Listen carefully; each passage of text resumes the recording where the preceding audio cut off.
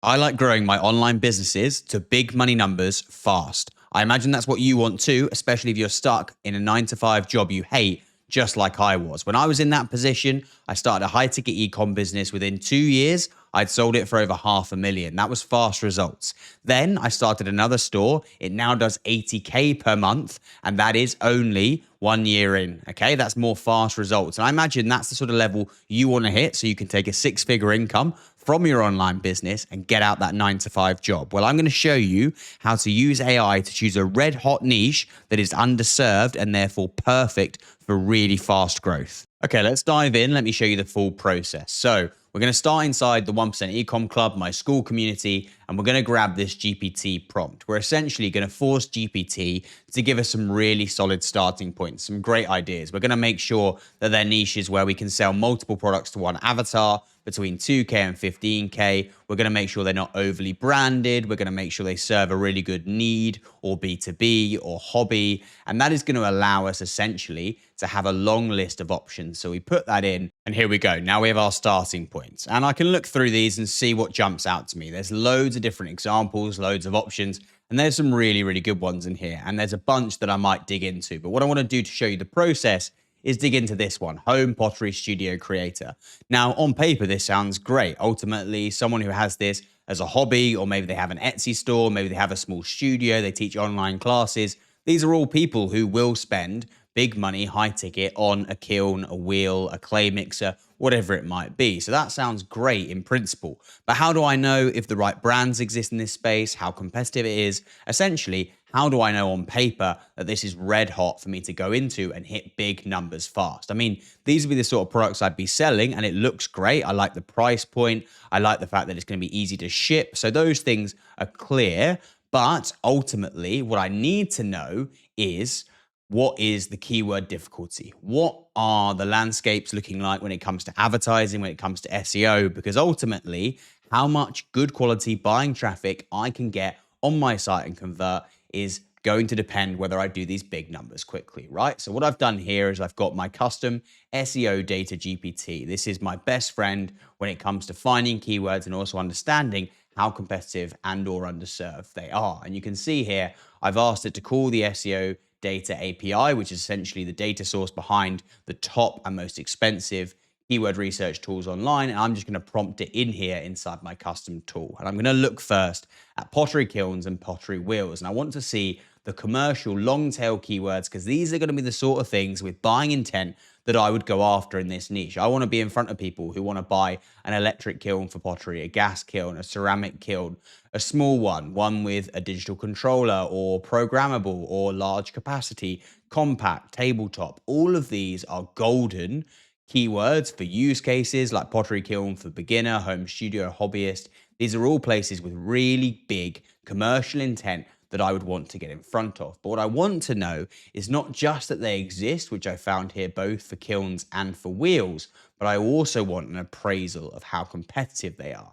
So you can see here, it's going to give me the high value commercial SEO clusters. And there's a really big opportunity around beginner equipment. There's an opportunity around home studio setups. There's an opportunity around product spec keywords. So, specific capacities, or they've got a foot pedal, or they're high torque. And then we've got some brands in this space, which we'd expect. But what I want to do then is I want to say, can you grade them?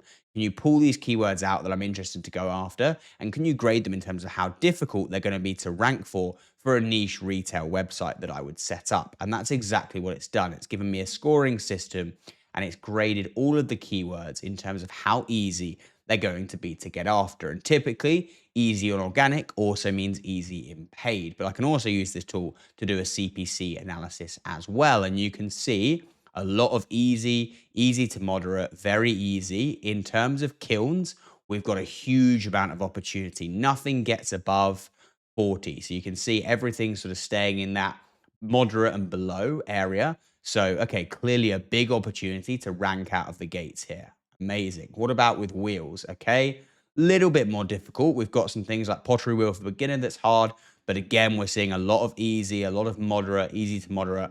Okay, clearly a lot of potential from a keyword perspective. I've also got a few that I could start with.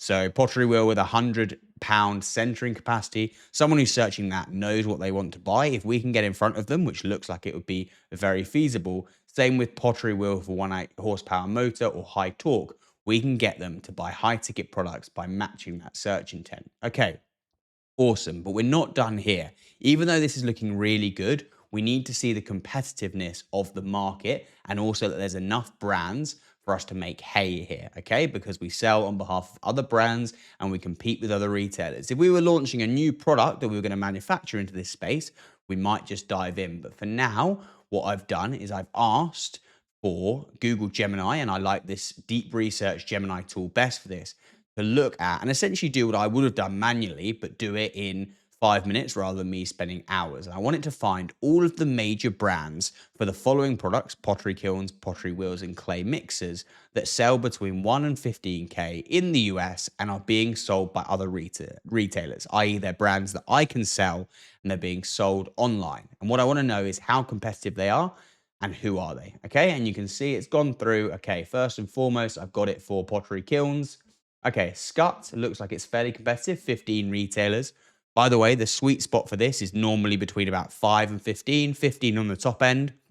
Anything above 20, I start to worry slightly. Now, it doesn't mean that every single brand has to be in that range, but I want to see that most of them are, and I can see exactly that. You know, I'm only going to be competing with between 6 and 15 retailers for the big kiln brands. Okay, cool. What about for the wheels? Okay, I'm going to be competing between 4 and 12 on the big wheel brands, and then on the clay mixers, not as many suppliers, but we're looking between 5 and 10. Now, that is absolutely perfect.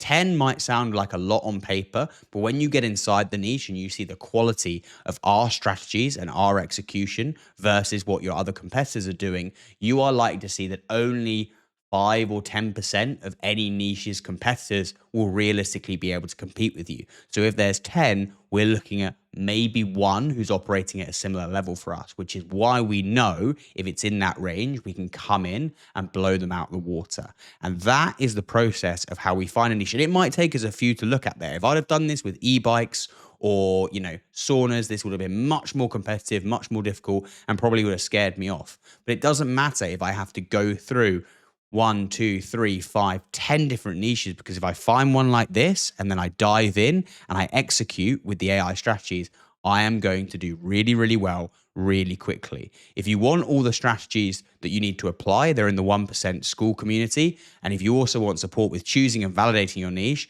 that is in there as well. There's a link below.